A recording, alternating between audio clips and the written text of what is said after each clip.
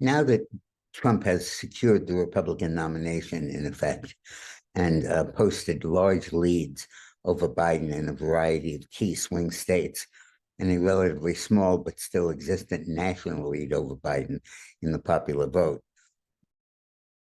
Today's Lunch Alert is sponsored by the Patriot Gold Group. JP Morgan and UBS are both warning that the S&P could plunge 23%. More after the break. It's time to look at what the Democrats are likely to do in response to this. They can't just sit there and let themselves lose the election. They have far too much riding on it. And Biden's decay and increasing senility and dementia is becoming so obvious that there's really no way they can continue to cover it up. And voters will start asking, this is what he's like now. What will it be like on election day? And then further, what will he be like 4 years from now?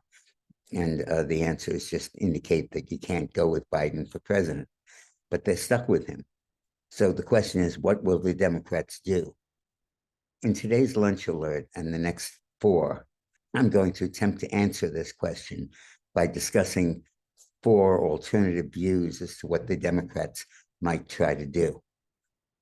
The first and most obvious answer is to steal the election again, and to try to stack the election so that they win no matter how many votes they get.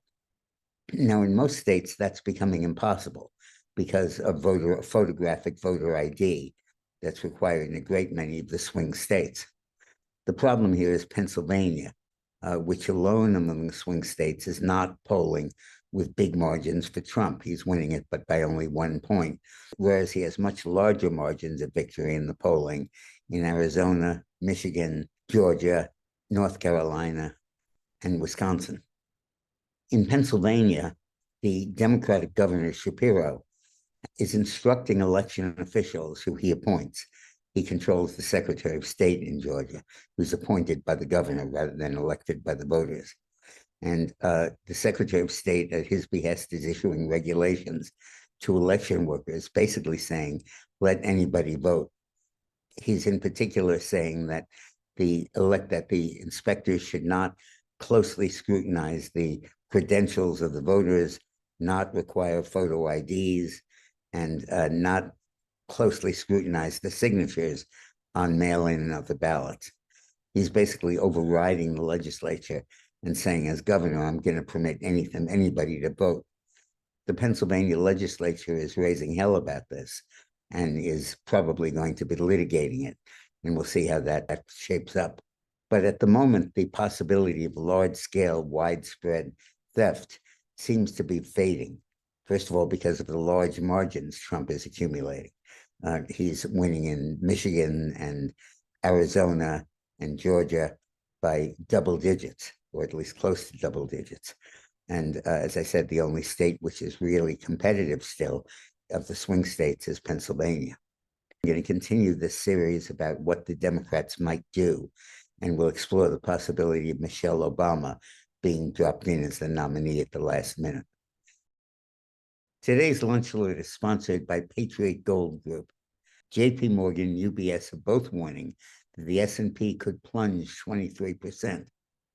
According to UBS, it can take 12 months for rate hikes to work their way through the economy. And the Treasury yield curve just had its most severe reading since 1981.